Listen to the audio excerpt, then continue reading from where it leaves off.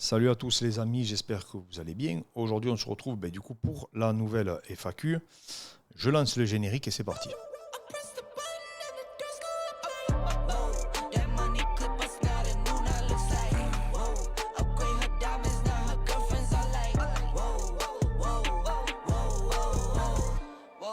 I hit record a job, you can't ignore it. I'm transforming now these cars and planes, I'm always boarding. Just out touring down in Charlotte like I play for Hornets.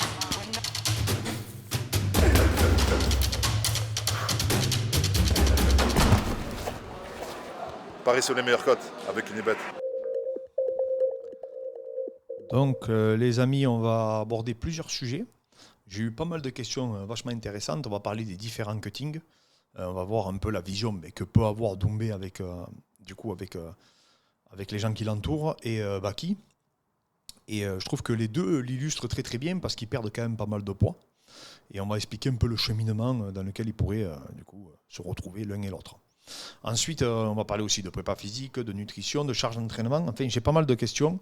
Et du coup, on va démarrer tranquillement. Donc, la première question, c'est merci pour la vidéo coach. Est-ce que tu pourrais nous informer des différentes difficultés rencontrées pour les kinés du sport qui souhaiteraient travailler avec un club ou des athlètes en MMA? Alors, en fait, souvent, ce qui se passe, c'est qu'il peut avoir un clash entre les kinés du sport et les prépas. Alors, si le club a des préparateurs physiques, mais même des fois, ça peut... alors, quand les gens ne maîtrisent pas trop la biomécanique, les entraîneurs ne vont pas trop se mêler, on va dire, de la préparation physique. Quand je parle d'entraîneur, je parle des entraîneurs de MMA. Je ne parle pas du préparateur. Mais là, du coup, il va déléguer au kiné, à l'ostéopathe. Enfin, bref, il ne va pas trop se mêler, en fait. Il va juste dire, voilà, est-ce que tu peux lui décoincer le cou? Est-ce que tu peux, du coup, travailler sa souplesse? Enfin, bref, c'est souvent ces sujets-là qui reviennent. Mais c'est beaucoup plus complexe que ça, vous doutez bien. Ça ne suffit pas de manipuler quelqu'un pour après, derrière, qu'il fasse le grand écart et qu'il mette des high kicks à tout le monde. Et en plus, des fois, y a pas, on va dire que ce n'est pas parce que vous allez faire le grand écart que vous aurez les high kicks les plus puissants. Donc, en fait... déjà, ça c'est le premier point. Ensuite, si il faut que le kiné du sport, l'ostéopathe, il faut quand même qu'il comprenne la discipline et les contraintes. Il ne faut pas qu'il fasse en quelque sorte un peu de kinésiophobie parce que, alors aujourd'hui, il y a un courant chez les kinés où maintenant ils font faire du mouvement, ils n'arrêtent pas les individus, ils les font pratiquer malgré les problématiques que l'individu peut rencontrer. Et ça, c'est très très bien. Ça, c'est parfait. Pourquoi? Parce qu'en fait, tout simplement, c'est l'activité qui permet souvent de guérir et de te permettre surtout moralement de tenir le coup. Hein.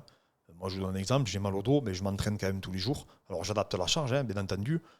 J'essaye de trouver des mouvements adaptés pour ne pas créer trop de contraintes mécaniques et du coup physiologiques. Mais voilà, le but, c'est d'arriver à progresser, c'est d'arriver à continuer à évoluer, malgré, tu fais comme tu peux, déjà d'arriver à stabiliser, c'est déjà pas mal, mais si tu peux continuer à évoluer, par exemple sur des points faibles, etc., mettre l'accent sur ça, il ne faut pas s'en priver, il faut continuer. Et même moralement, ça, comme je vous disais, ça, c'est très intéressant. Et du coup, le problème qu'il y a avec les kinés, ce qu'ils vont rencontrer, c'est un peu ce choc de culture, de vision. Et souvent, là où ça peut bugger, c'est sur la charge d'entraînement. C'est-à-dire qu'un kiné va vous dire bon, mais non, tu t'entraînes trop. Et l'entraîneur va dire non, non, il ne s'entraîne pas assez.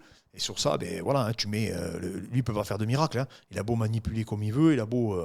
Alors, il y a des débats. Hein. Je ne veux pas rentrer dans les débats, dans les études qui disent oui, que les kinés, c'est du placebo. Enfin, bref, on n'est pas là pour parler de ça. Mais en tout cas, ce qui est sûr, c'est que voilà, le kiné va se heurter à ça, à cette vision, des fois, qui peut être un peu ancienne. Hein. Je voyais mon père, il était dur, tu vois, à l'époque, sur l'entraînement, c'était plus compliqué, quoi, qu'aujourd'hui, les gens se documentaient un peu moins. Donc, automatiquement, il y avait de la casse, hein, on va dire. Et donc, c'est surtout ça le plus difficile. Et après, il faut trouver le bon kiné. Ça, c'est pour les entraîneurs, parce qu'il y a des kinés qui n'ont pas la main.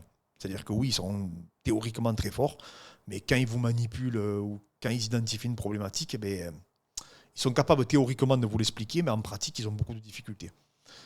Et ça aussi, un kiné, il faut qu'il apprenne à écouter l'athlète. Et du coup, c'est patient, hein, par exemple.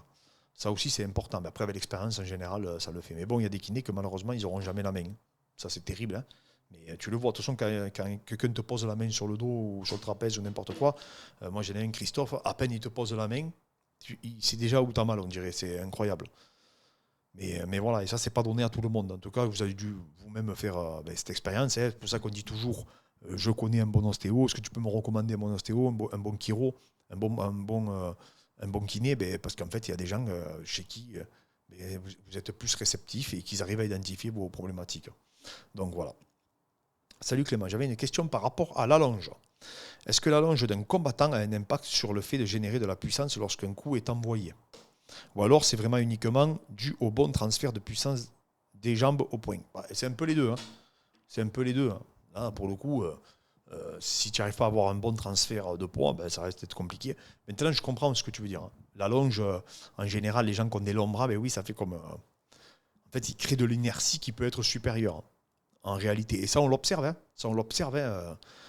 Tu le vois, hein, quand ils balancent des coups, tu as vraiment le sentiment, en tout cas, que ceux qui ont les bras immenses, ils frappent plus fort en bout de course que les petits. Mais après, c'est difficilement quantifiable. C'est des observations qui sont empiriques, mais qui ont une petite logique quand même biomécanique.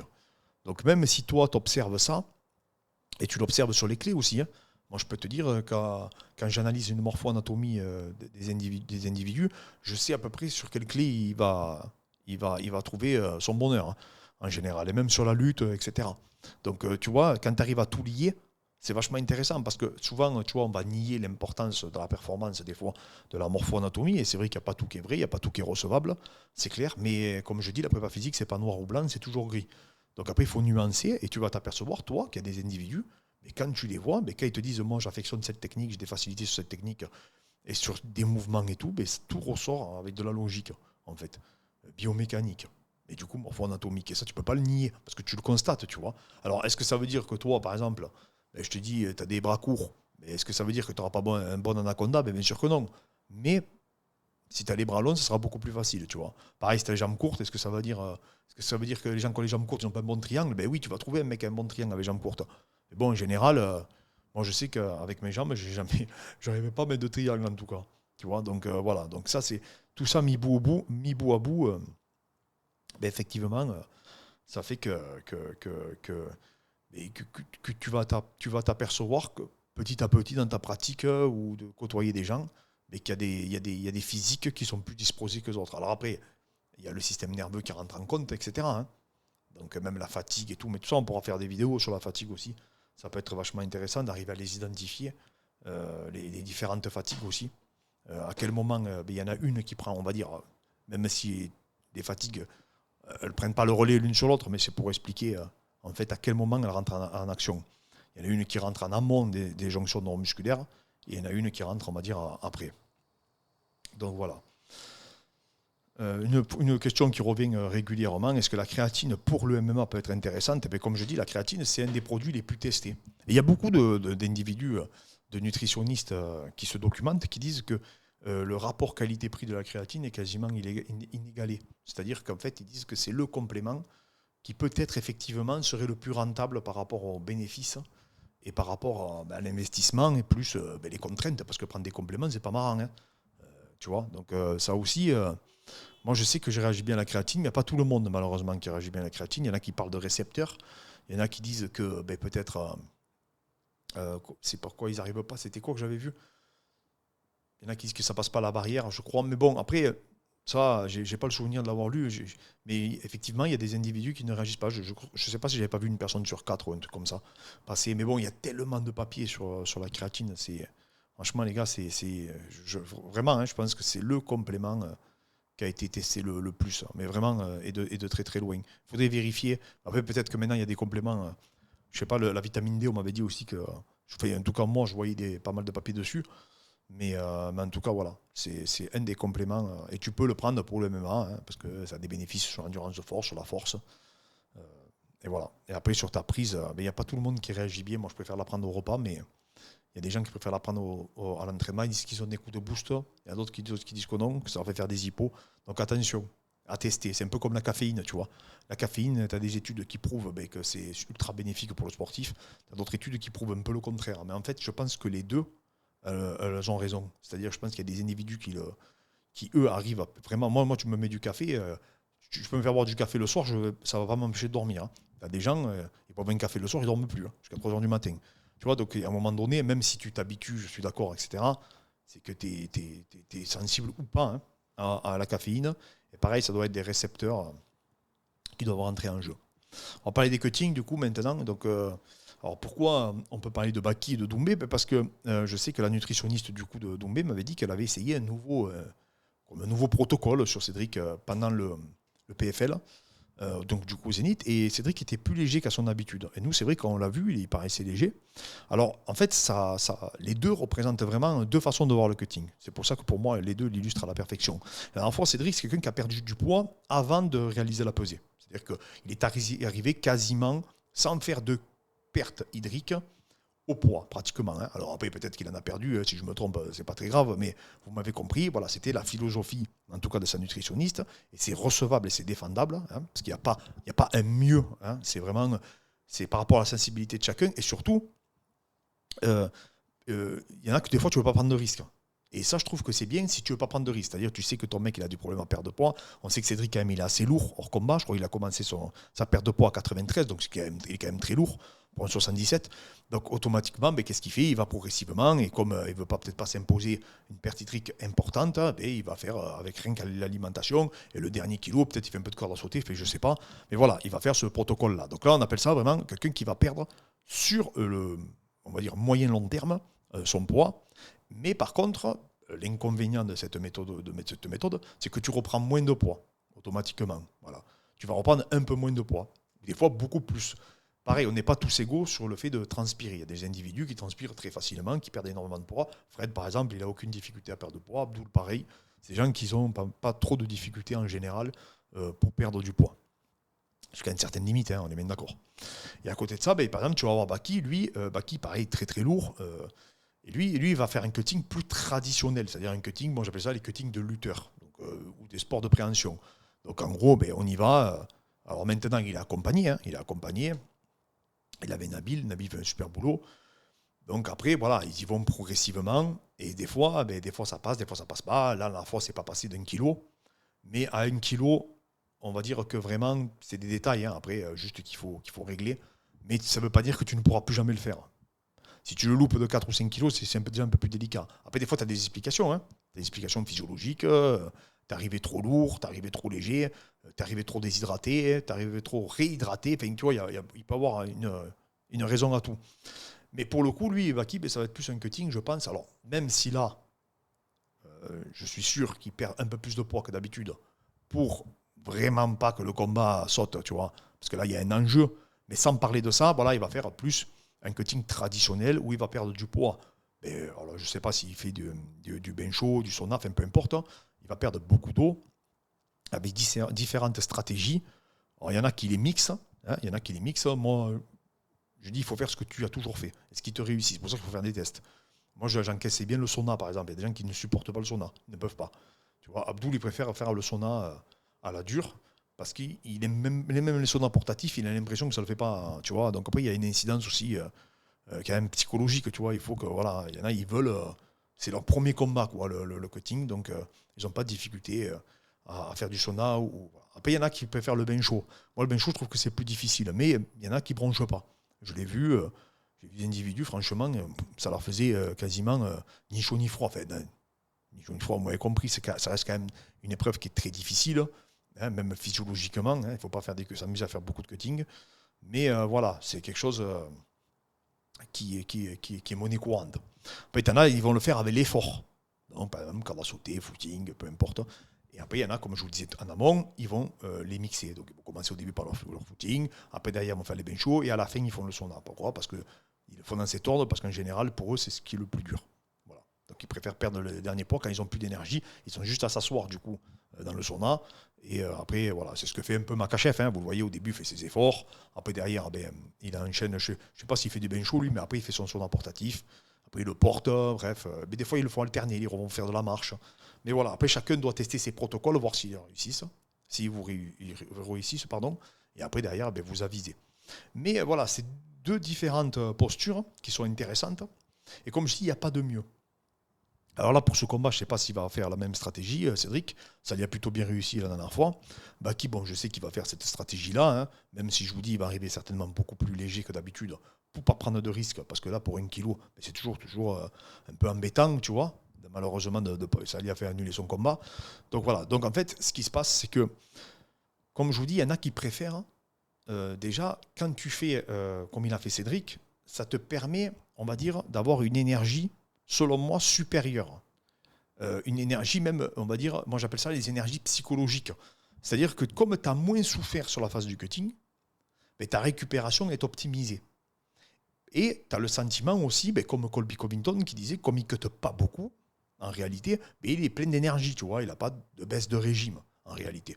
Un autre combattant comme Khamzat Chimaev, ben, on sait que le cutting, ça le tuait.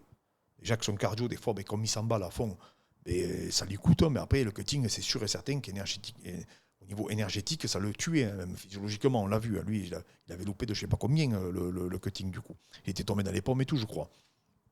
Donc voilà. Donc, quand vous faites ça, ben, par contre, vous allez être plus dynamique, plus rapide, hein, parce que vous êtes plus léger, et vous êtes un peu à votre poids de forme, entre guillemets, même dans la cage. Hein, vous ne faites pas un gros rebond, parce que si le cutting est mal géré, et que vous faites un trop gros rebond, là aussi, ça peut être problématique. Il y a des gens à qui c'est arrivé. Je ne sais plus, il y a un Français aussi qui avait témoigné, je ne me rappelle plus qui c'est, mais qui avait dit qu'il avait trop repris de poids, et il se sentait lourd, pas réactif, enfin bref, c'était assez compliqué. Pareil, il y en a, quand ils remangent derrière, ils se précipitent du coup un peu sur tout et n'importe quoi, et à partir de là, ils font comme des intoxications alimentaires, ça on l'a déjà vu, hein, ça arrive fréquemment. Hein. Et je pense que sur toutes les cartes de MMA, donc à l'UFC, il y a un mec qui a un problème de digestion, ça j'en suis sûr à 100%. Il combat quand même, mais tu le vois, il y en a, ils ne sont pas dans leur assiette. Même le lendemain, tu le vois, ils sont un peu livides et tout. Et je pense des fois, ils remangent trop, quoi. Et des fois, tu sais, je regarde les stories et je m'aperçois que les mecs, ils vont à des buffets à volonté, ils font n'importe quoi. Ils mangent des trucs. Parce qu'après, tu fais une fixation sur la diète quand tu fais un cutting. Et tu en rêves même des aliments. C'est-à-dire que quand tu fais une perte de poids comme ça, aussi drastique, tu rêves des aliments que tu aimes. Et puis, tout te donne envie. C'est-à-dire que tu vas avoir, je sais pas moi, de la bouffe asiatique, ça te donne envie, etc. Même des trucs que tu ne manges pas habituellement. Donc, quand tu vas te retrouver, du coup, ben, dans un buffet, dans ces hôtels, etc., ben, tu as des mecs qui se ruent sur la nourriture. Alors, à l'UFC, il y a l'UFC Institute qui leur prépare, il me semble, avec des nutritionnistes, des repas. Il y en a, ils les sautent, hein. Ils en font qu'à leur tête. Mais donc, voilà, donc c'est une vision à avoir. Par contre, l'autre côté, donc là, maintenant, je passe au cutting que sûrement Baki va réaliser. Là, lui va reprendre beaucoup de poids, mais aussi pour avoir un avantage, parce que son jeu et aussi se base sur son physique. Hein, on va dire qu'il va coller au cache control, etc. L'appréhension, c'est aussi important. C'est pour ça que Khabib, Makhachev, etc. aiment être, ou Khamzat à l'époque, ils aimaient être les plus lourds de la catégorie ou faire partie des plus lourds. Pourquoi ? Parce qu'on sait que quand tu fais des sports de préhension, c'est toujours plus intéressant quand même. C'est pour ça qu'il y a des catégories de poids dans ces disciplines. Vous savez qu'en lutte, je vous témoigne toujours que, par exemple, en Russie, si tu fais 78 kg, tu ne tournes pas avec un mec qui fait 84 kg. Mais voilà, pour vous donner une idée. Donc en fait, voilà, eux, ils reprennent tellement de poids qu'après, non seulement techniquement, ils sont plus forts que toi, en plus, physiquement, ils le sont aussi. Voilà. Par contre, le revers de la médaille, c'est qu'ils fatiguent leur organisme et ils peuvent le payer après coup. Donc, tu vois, il y a vraiment deux distinctions. Et on s'aperçoit que les strikers, alors Pereira, lui, il balaye tout ça d'un revers de main. Hein. Ben, Pereira, c'est un des plus gros cutters qu'on a jamais vu, c'est un striker. Mais tu vois, par exemple, Adesanya ne cuttait pas énormément. Donc, tu vois, il y a des individus qui, eux, sont dans le striking et qui ne perdent pas beaucoup de points. Et ça leur réussit plutôt. Pourquoi ? Parce qu'ils sont mobiles, tu vois, ils sont réactifs. Donc, voilà, chacun va trouver un peu midi à sa porte. Et c'est important, pour le coup, d'arriver à trouver... ce qui te réussit, c'est pour ça qu'il faut faire des tests. Si tu as l'occasion de le faire, c'est dangereux, mais si tu as l'occasion de le faire, du coup, dans l'année, tu peux en faire un test pour voir. Et après, tu peux faire ton sparring où tu vas tester, par exemple, sur la prépa physique, des patterns de mouvement que tu vas retrouver en combat. Parce que quand tu testes en sparring, le problème, c'est souvent, ça arrive aux individus qui sont moins bons en combat qu'en entraînement. Voilà, mais si toi, tu sais que ton mec, le jour J, il répondra présent, un sparring, c'est l'idéal, hein, mais il faut trouver... parce que le problème du sparring, c'est que l'opposant qui va être confronté à ton athlète, il n'aura pas vécu le cutting.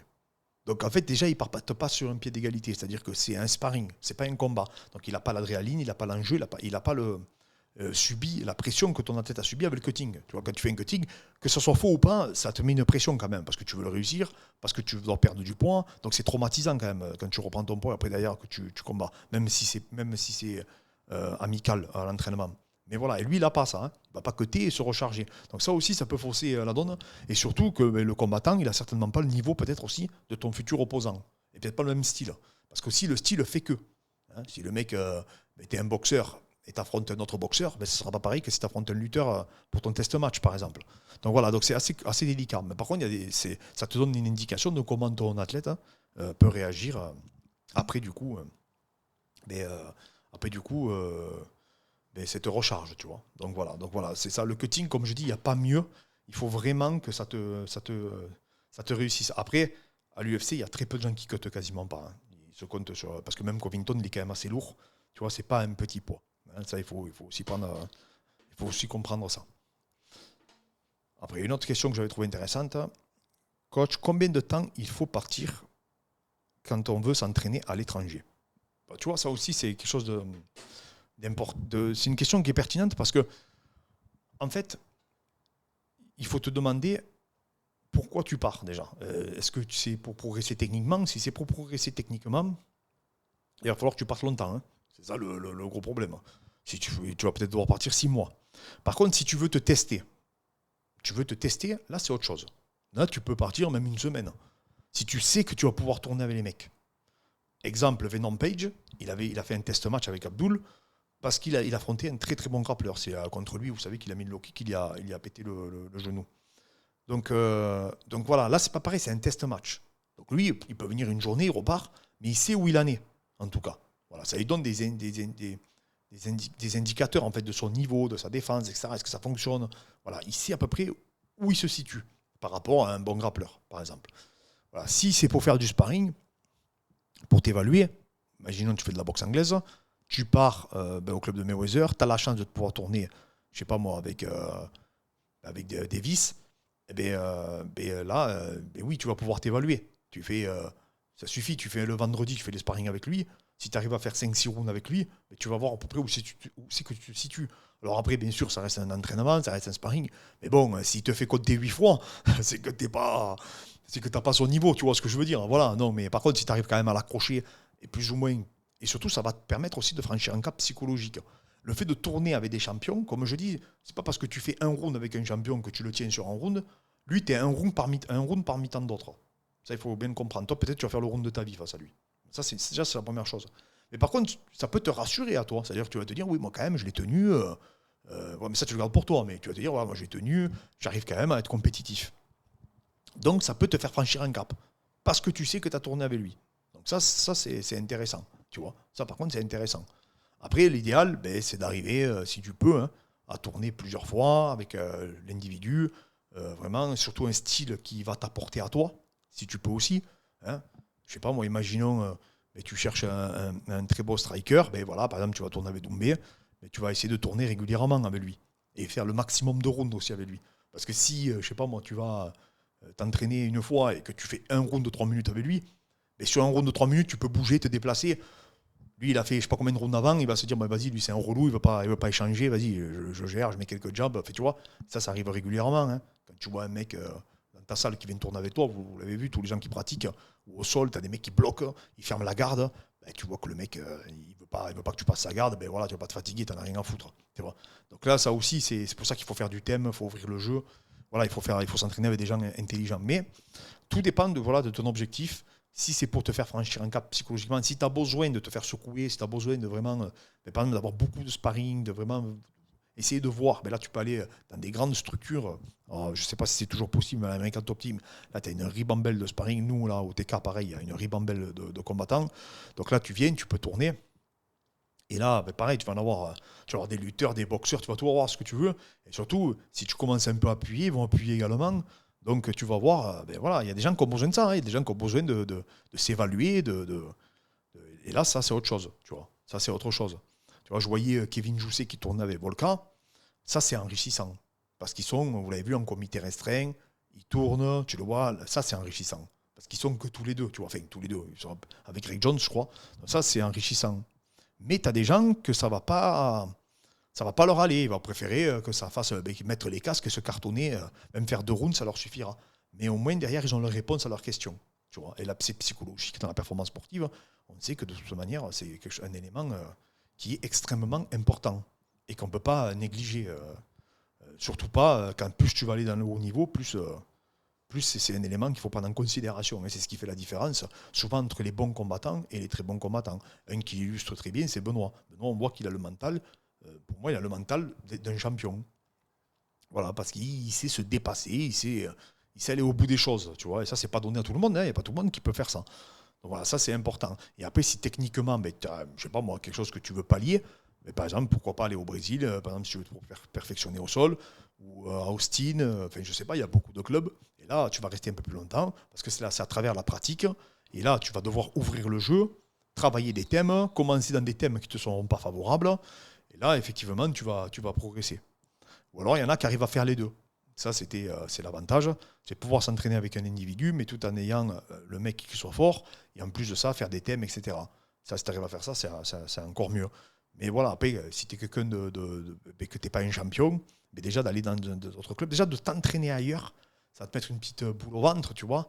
Tu vois, c'est un peu un petit challenge quand même. Tu n'as pas envie de... Tu vois, tu as tous les autres du club, ils te regardent, tu vois, ils veulent un peu te faire, tu vois. Gentiment, mais voilà, et tu dois essayer de te défendre ta peau, et ça va te faire même évoluer psychologiquement.